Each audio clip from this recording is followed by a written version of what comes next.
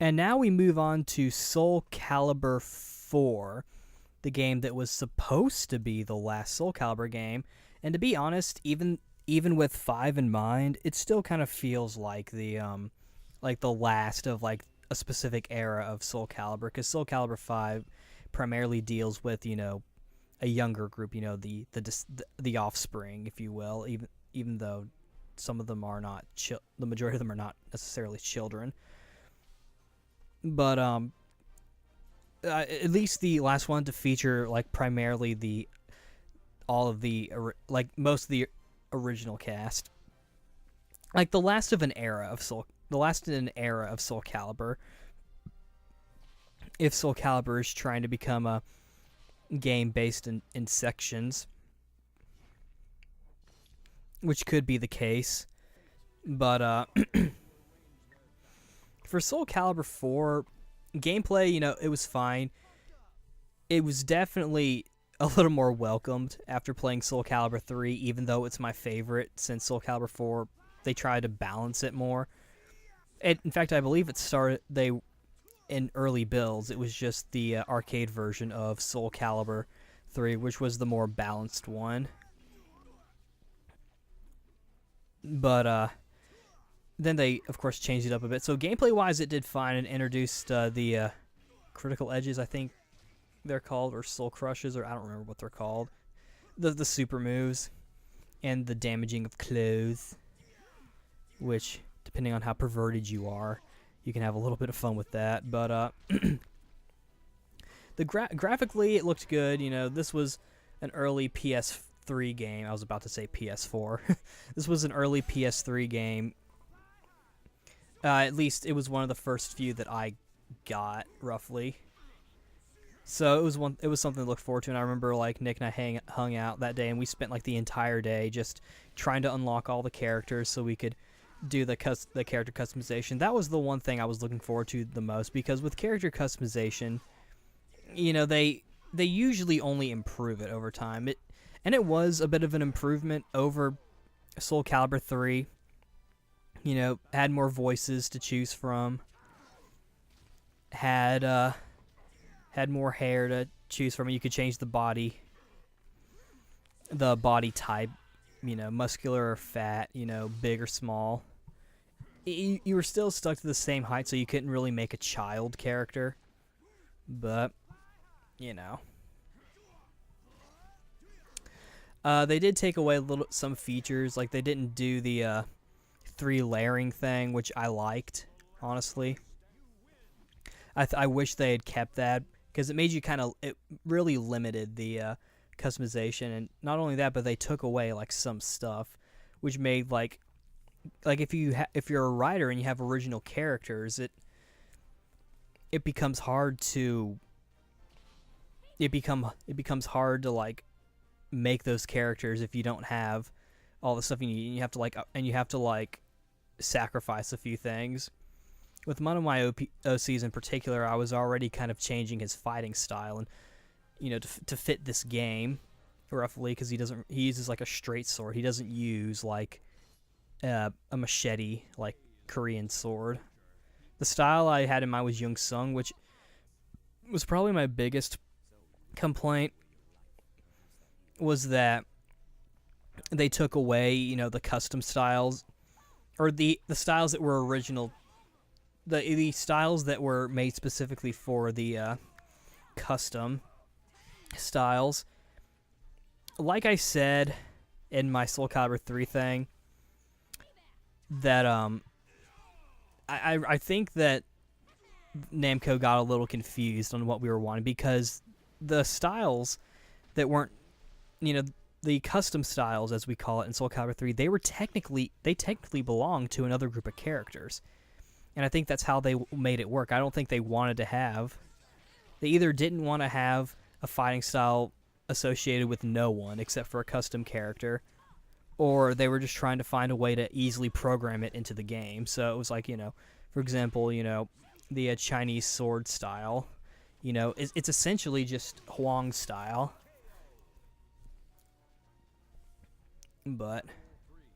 So I think they might have gotten confused when we were saying custom styles. But Not though that does. I mean, they did kind of give us what we wanted, just not enough. Hopefully for the next one they will. And even then, like with Devil Jin and the next game, it was just a redo of Heihachi from Soulcalibur 2 with some additional stuff. But I digress. The customization was still pretty good. I was able to roughly make the kind of stuff I was looking for. I wasn't really too pleased with the faces. I feel like Soulcalibur 3 had, in general, better-ish faces. That you because if you're trying to make like an anime like character, you know, and I know it's kind of hard to do that, so you kind of have to be a little more realistic if you have like anime inspired OCs like I do.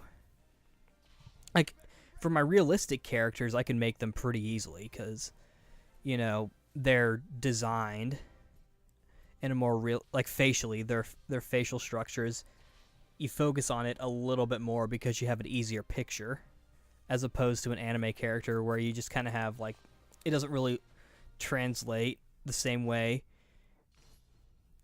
as it does in your thought process when you try to put it in like a real, like realistic kind of art style. Mitsumi Inomata, who designs the Soulcalibur characters, she also does the Tales series. And you might be thinking, well, you know, she does the Tales series, you know, but the point is that she's not a manga artist; she's an illustrator. She has an anime style. But I would say that the designs in Soulcalibur are probably closer to her regular art style. That's just me personally. But overall, you know, I still like this game. You know, I enjoyed it. The story mode, the story mode was kind of okay. It wasn't really that unique until like the end where they did the ending, and there was some funny stuff like when Amy pushed down Raphael down the thing and did ring out. I thought that was pretty funny. But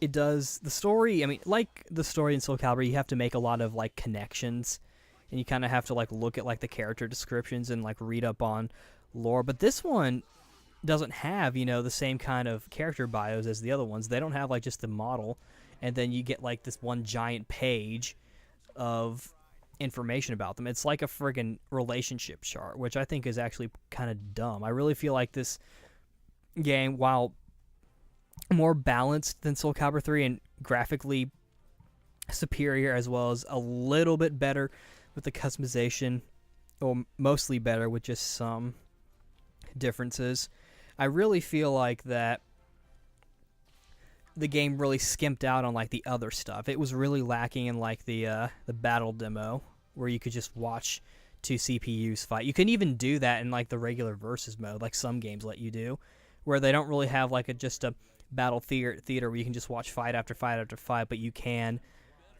set to the computer versus the computer. In other games, even this game doesn't even have that. And another thing I didn't like, now that I think about it, about the character customization, I didn't like how they had stats with them. Like, if you wanted your character to look a certain way, you know, you might have to be careful, because then, like, you'd give them a bunch of stuff to make them look cool, but then they would end up having, like, low health, you know, their attacks wouldn't do that much damage, and it was kind of a pain, and it made that other mode that they did, the tower mode where you could get more stuff and you primarily fight custom people, made that a bit of a pain. But this game also introduced the ability to customize the actual Soulcalibur characters, so you could give them different costumes, which I thought was kind of cool because, you know, well, one thing, it gives you the chance to like kind of try to recreate some of their old costumes, and it also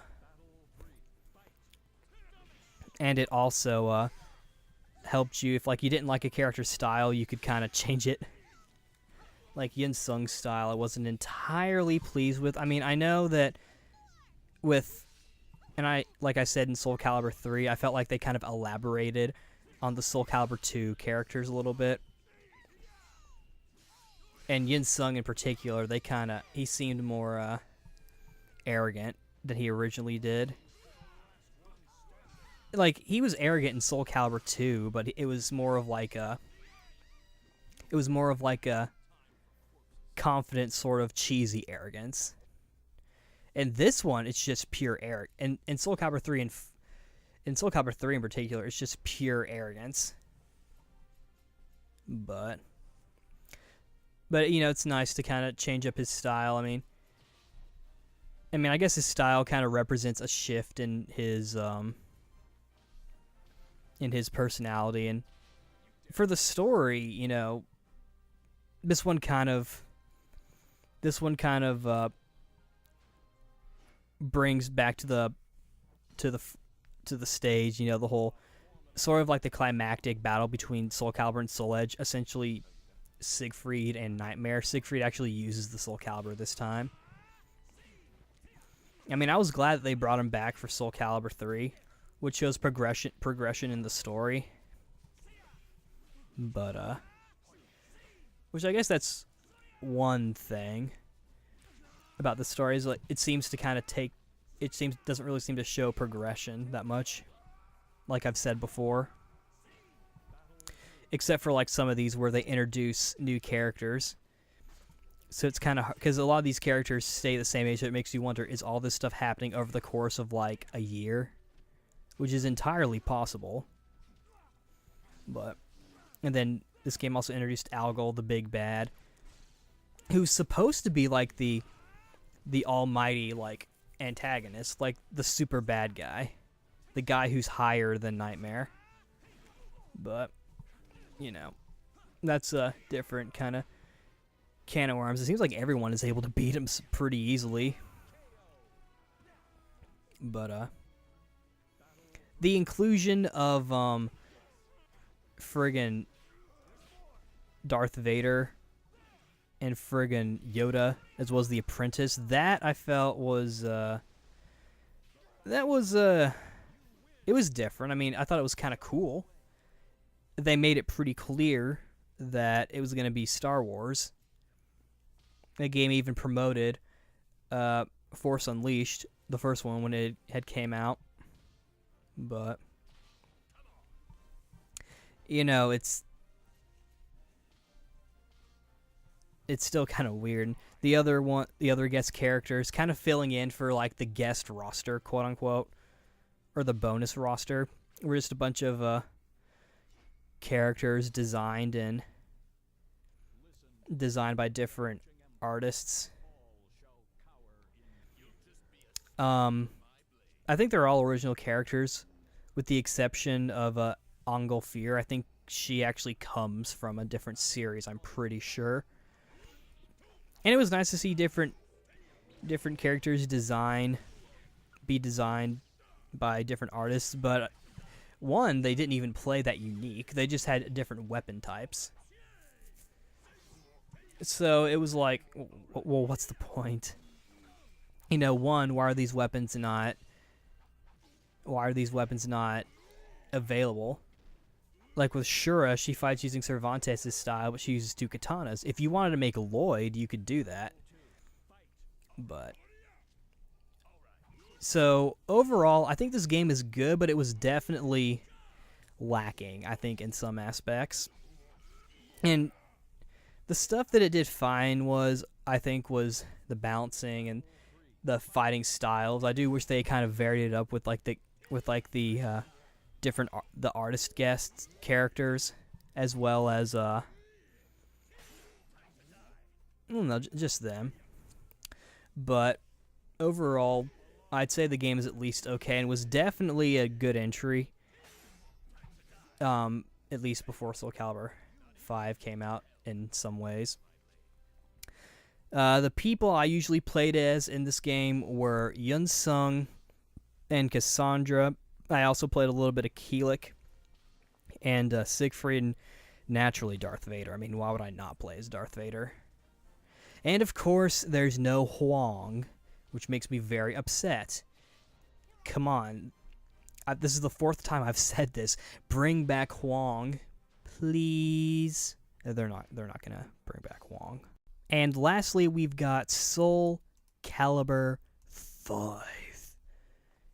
even the narrator's different. I mean, this game really feels like a different kind of era for Soulcalibur entirely, even if there are some returning characters. Some who probably shouldn't be there, but you know, to each their own. This game actually kind of took me by surprise. I wasn't expecting them to bring Soulcalibur back. I thought that 4 was going to be the last one and that the series was just done, but then they're like, nope, let's bring it back. I mean, I'm glad they did, but at the same time, you know, it's like, why? Why bring it back? I mean, they do bring in some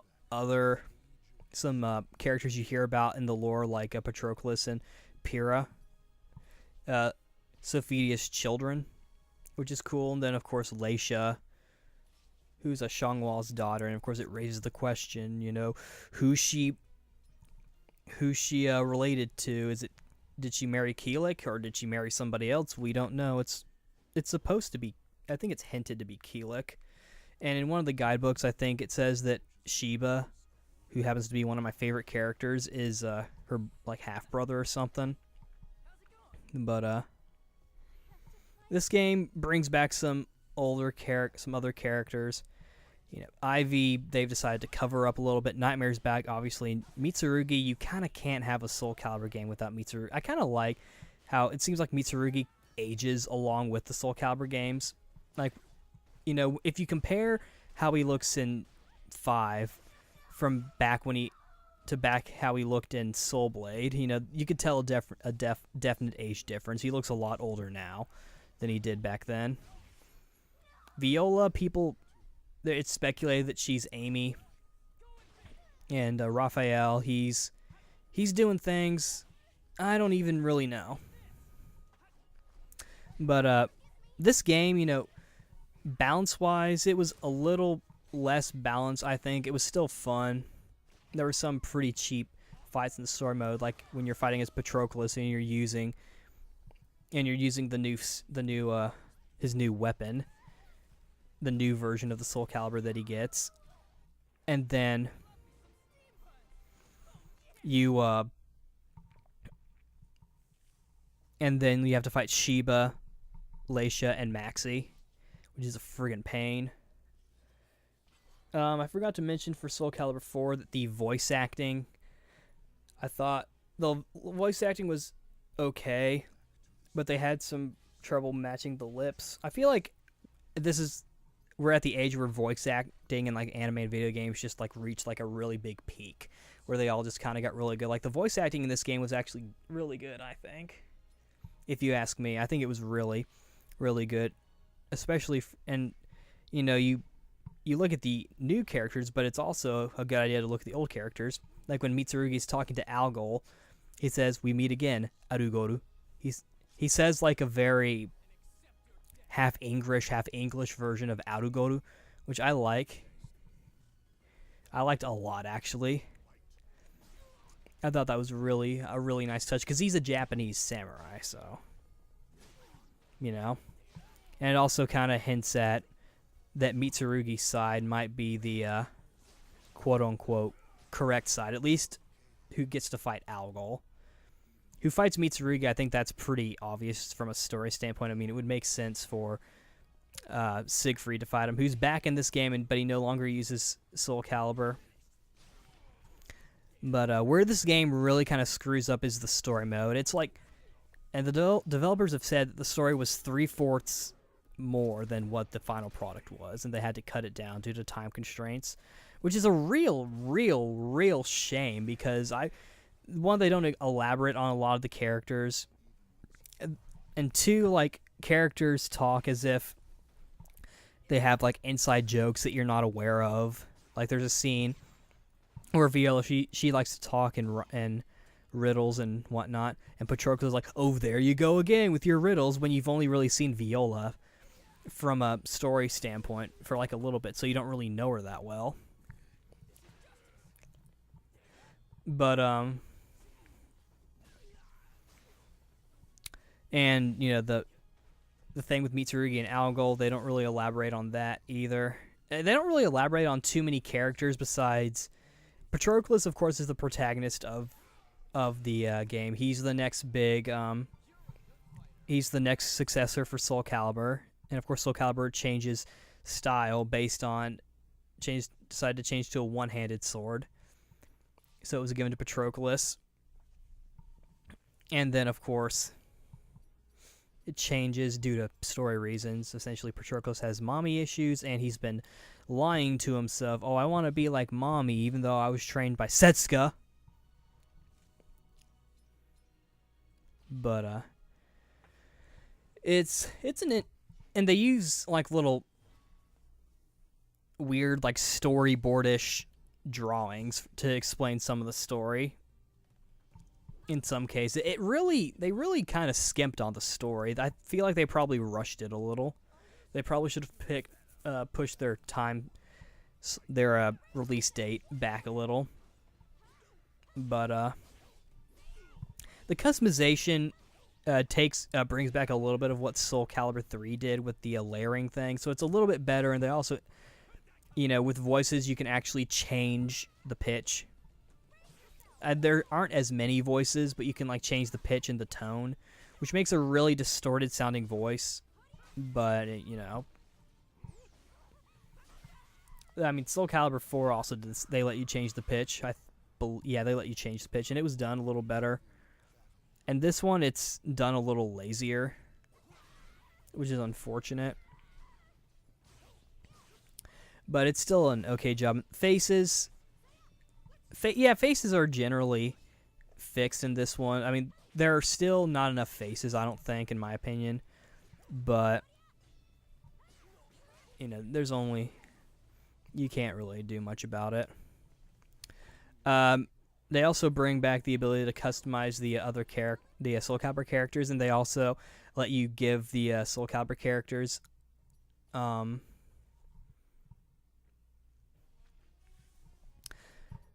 they let you give them they let you give the custom character stuff from the Soulcalibur characters, which can be kind of cool if you're trying to like make like a cosplayer. Some of this stuff is fine. Like we made a bunch of joke characters in this one. Like there's just so much you can do, and they take from Broken Destiny, where you can kind of place things in different areas if you want. Like you can give the guy like a giant penis with the rifle if you want, which I did. But balancing and the story could have used a little more work, though the game was still fun to play, and I still go back to play it. It's the only one I really play nowadays, except for maybe 3, which I've already stated is my favorite. But it's not bad, and I feel like the future ones that they've been talking about, Lost Swords, maybe it'll elaborate on the story of 5, and maybe 6 will elaborate as well when they eventually make, because they've said they wanted to make to at least 10, which I'm okay with because I like Soulcalibur. I think it's fun. But overall, I'd say the game was definitely a step in the right direction. Still did not have everything I wanted, but it's getting there. It's getting there. We're getting close to another 3. The people I like to play as are Sheba, Laisha, and Patroclus. Outside of the main Soulcalibur series, the main fighting games, there were 2 other games, and I'm going to talk about thems. The first one, obviously, being Soulcalibur Legends for the Wii. Actually, the first Wii game that I got. And it's a prequel to the original Soulcalibur, I believe. It's in between Soulblade and Soulcalibur. Either that or Soulcalibur and Soulcalibur 2. But I think it was actually an interesting idea, I don't have any problem with games trying to branch off and do different genres, like Final Fantasy doing a third-person shooter, Tales doing a fighting game, and or a Dynasty Warriors game, Saint Seiya doing a Dynasty Warriors game. I don't see any issue with Mortal Kombat doing an action-adventure game, so of course, if Soulcalibur wants to do an action-adventure game, that's fine. My main issue with this one, though, is the Wiimote. I really wish you could have used a classic controller or a GameCube controller or something. I feel like that's one of my main complaints with the Wii, to be honest. A little sidetrack, but I do wish that just by default they would allow you to use a classic controller. Like it was like a developer rule that you had to program for like the classic controller, just for those who wanted to use it, because I feel like that's only being fair to gamers who just want to play the games. They don't want to swing their dick around. Their dick being the Wiimote. And of course, this game's guest character happens to be Lloyd Irving from Tales. I was about to say Soulcalibur, from Tales Symphonia. Lloyd tends to he plays okay. Some of his arts, you know, like Demon Fang, Sonic Thrust, Tiger Blade, and whatnot. And I think Tempest as well. I know Sword Rain is one. There's some special moves you can do. This is also Brian Beacock's second time playing as Lloyd, and a lot of people seem to think that he does a better job in this one than in Radiant 1, which I think makes sense. Because in this one, he's not really trying to fill any shoes. He's more trying to make Lloyd his own, I think. Not that I had any real issue with him to begin with. But, so yeah, Lloyd, he's an interestingly designed character, and it's kind of interesting considering seeing Mitsumi Inomata design a Kosuke Fujishima character. It was almost like it was like pre-Tales of Exilia, before Exilia was even considered a thing. I'm sure it was considered long before this game, but this game also has a bit of difficulty, I think. And I think it's also partially due to the Wiimote controls, because you can't like play it like a regular controller. You have to actually swing it around, so you might get tired, or you're not a very good swordsman, and so your sword play's not that good, and as such it doesn't translate into the Wiimote. So Namco, I think Namco should have had kept that in mind when they were designing this game, because not everyone is a swordsman. Namco, we don't know how to wield a sword effectively. I'm just kidding. It didn't take much, and it had settings on it if you wanted to make the Wiimote really sensitive or really rigid. I think I did like either normal to really sensitive, because I feel like if I did sensitive, I would just be like and be really crazy and whatnot. I actually still haven't finished this game, and but it's an okay game. It was my first Wii game, so I kind of have a soft spot for it. But and of course graphically it looks fine. The designs they use for the other characters besides Lloyd is Soulcalibur 3. So definitely an okay game, I would say. Got an interesting story. It's nice seeing a different side of Soulcalibur than just the straight up fighting game. So even though a lot of people don't like it, and to be fair, I'm not real fond of it either, I thought it was okay.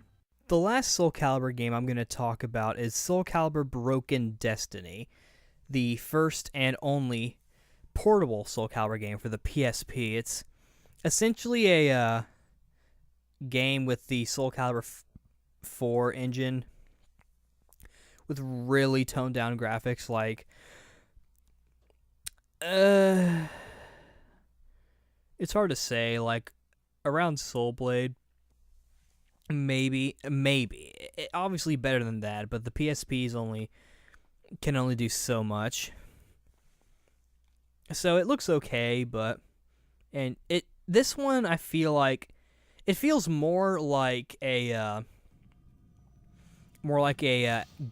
miniature handbook tutorial on Soulcalibur. Like the little story mode, you get to make your own person, or you can if you want. But it's really just teaching you like little tutorials on how to play your specific character. It's actually kind of lame. It's useful, but it's a little lame, I think. The story's nice. It's got nice little images of the characters and little pictures that could be used as avatars if you really wanted. But besides that, the game doesn't really have much to it. Soulcalibur 4 was thought to be the last one, so it was kind of interesting seeing this one. It was almost like they were just trying to pay any debt that they had to the gaming industry. Be like, okay, a portable Soulcalibur game, let's do one of those. I guess next would be Soulcalibur on PC, which I'm a little surprised they haven't done yet. But Broken Destiny, it was okay. it brought in the little quick match thing where you fight like a specialty character, which that's okay if you want like a challenging match, if you want like a quick challenge. But if you just want like a quick match just to kind of kill time, the game doesn't really offer that. The character customization is a bit better than Soulcalibur 4, and just a little bit. They add in little placements, like they add in like placing different things. So if you wanted, you could give your guy like a Klonoa thing on his shoulder or something. And they've also made it to where you had to make portraits for your characters in the story mode, or for use in like story mode if you wanted.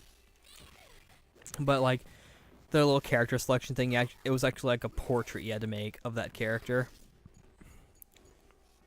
So it's different. It was carried over into Soulcalibur 5, but you know, overall this one, it's okay. I would only get it if you really have to play Soulcalibur on the go.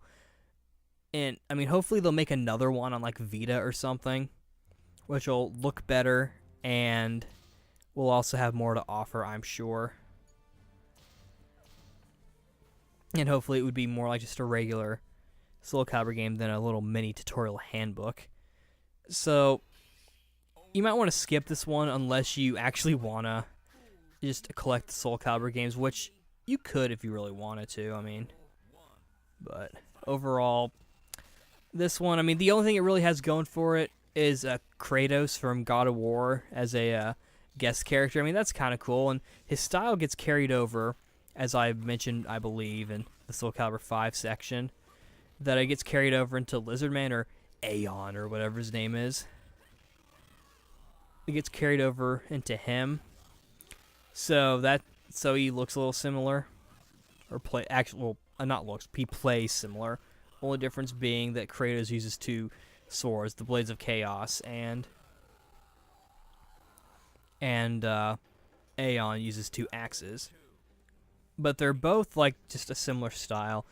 As far as who I play as, same crew from Soulcalibur 4, so like Yensung and whatnot. Still no Huang rather, but if you want to, you could make him if you really wanted to. And in fact, he's actually in the story mode, and he's got a little design. It's actually kind of cool. He's got like a older design, so if they bring him back with that new design, that would actually be really cool.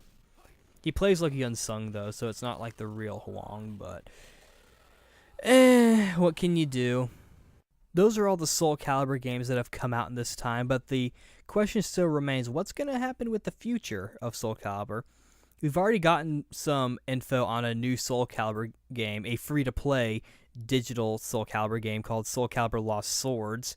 So far, the only characters that have been announced are Siegfried, Sophia, Pyrrha, Nightmare, and Astaroth, which Astaroth actually has a unique design this time. It's the original Astaroth. If you remember, in Soulcalibur 5, Astaroth is back, but it's a different Astaroth. It's like Yoshimitsu with the same kind of thing. It's a free-to-play digital fighting game. Namco experimented with this with Tekken Revolution, which seems to be going well. So I guess this is sort of like with the idea of like just having one big fighting game and then having updates later on, which may work out the best, I think. Either that or they're just trying to find some way to bring in every character, which I would like, because I would really like to see Huang back with an updated design, maybe an updated battle style, rather. And it'd be nice to see him come back. And of course, this game's going to have character customization. Though with a lot of the characters being DLC, it'll kind of limit the character customization, at least for a time. You'll have to, like, if you have a character that uses a specific weapon that comes from a different Soulcalibur character who hasn't even appeared yet, you'll have to wait for that character to come out. And I assume they're just going to try and put in everyone. What makes this interesting is that Fan may play more of a part in this one, because he's like, oh, we want Gene, we want Goku, or whatever. And be like, okay, we'll put him in, It may be kind of like that. But, I think it could be interesting, and I would love to see a Soul Calibur game with literally everybody. That'd be awesome if we had another Soul Calibur 3 from the aspect of having just everyone possible. Maybe even some custom styles as well.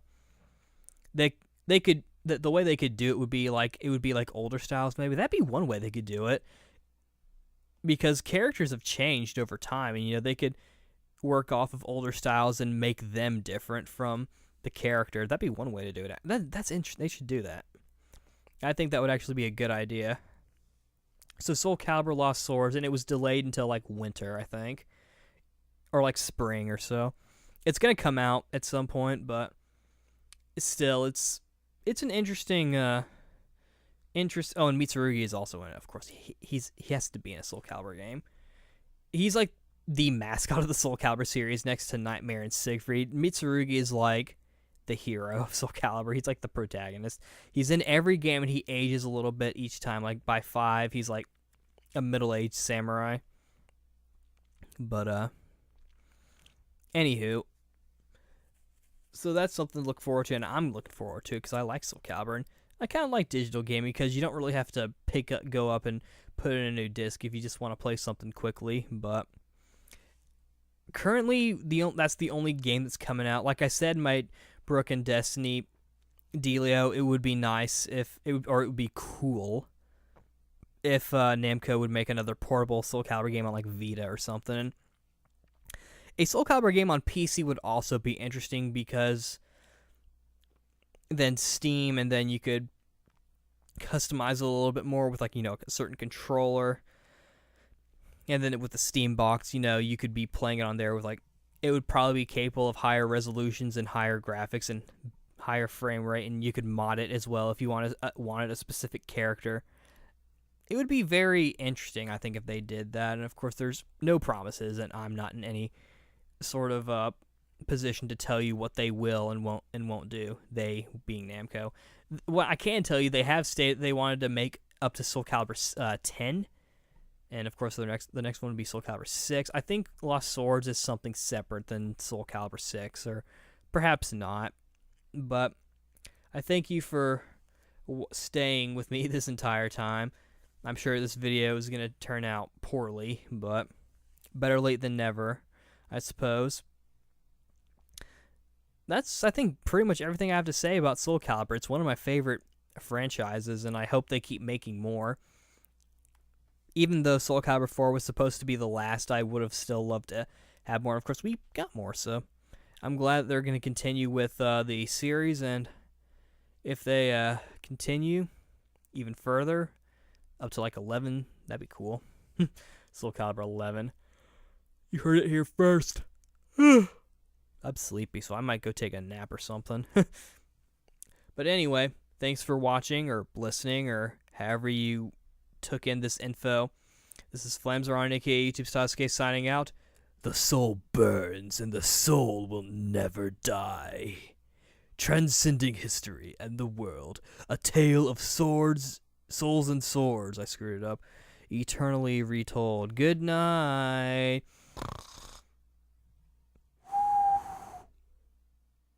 That was lame. Okay, bye for real.